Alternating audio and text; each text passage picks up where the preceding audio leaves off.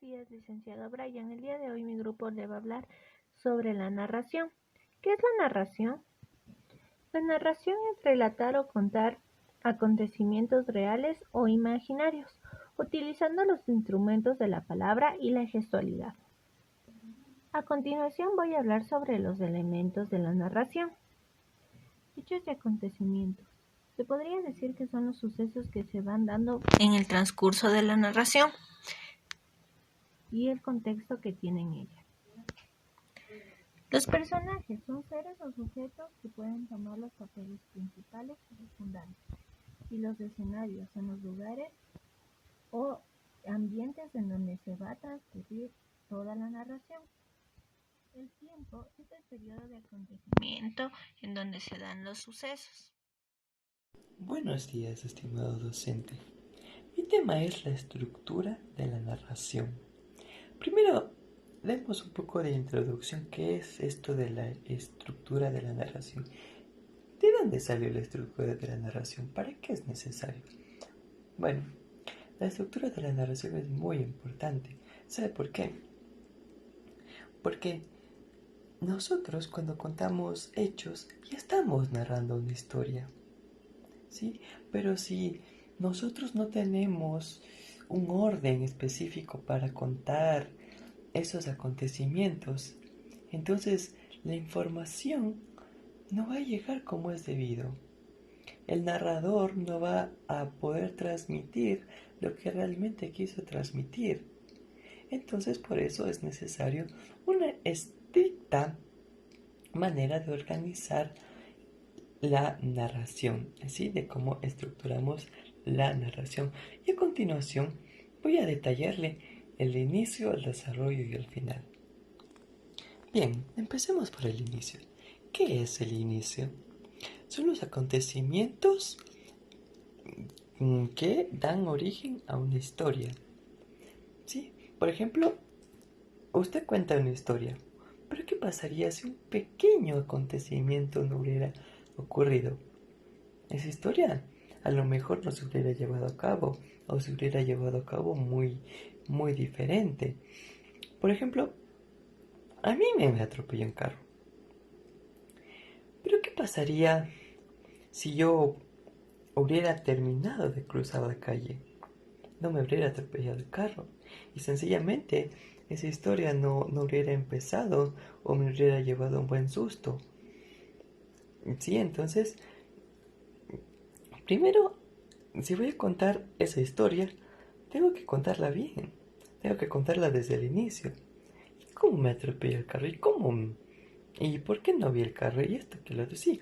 Entonces tengo que tener una organización para contar mi historia, para que yo pueda transmitir mi historia con mucha más eficacia. Entonces vamos a partir de eso. Que me atropelló un carro. ¿Ya? Entonces, a continuación vamos a ver el desarrollo. ¿Cómo se lleva a cabo la historia? Bien, el desarrollo.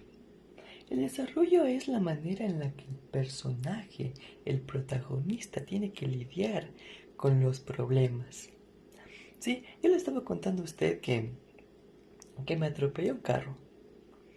Sí, afortunadamente sobreviví, pero se me rompieron algunos huesos, tuve algunos esguinces. ¿Y qué tuve que hacer para lidiar con esos problemas? Tuve que acudir a un hospital, tuve que contarle a personas mayores para que me puedan ayudar y tuve que acudir a un hospital donde allí me enyesaron, me trataron para que yo pueda recuperarme y de eso vamos a hablar en este momento. Bien, ahora vamos a hablar del final de la historia. ¿Cómo termina esa historia? Es cuando el personaje supera sus problemas. ¿Y cómo supera sus problemas el personaje?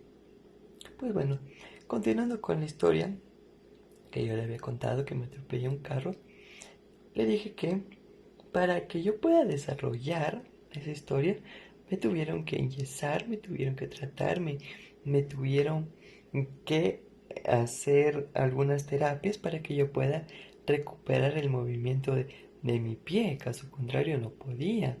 Tenía que estar con muletas, con silla de ruedas, hasta mi total recuperación. Sí, y entonces allí me recuperé por completo y pude volver a caminar. Claro está que poco a poco fui superando algunos traumas como el, qué sé yo, el miedo a caminar por la calle.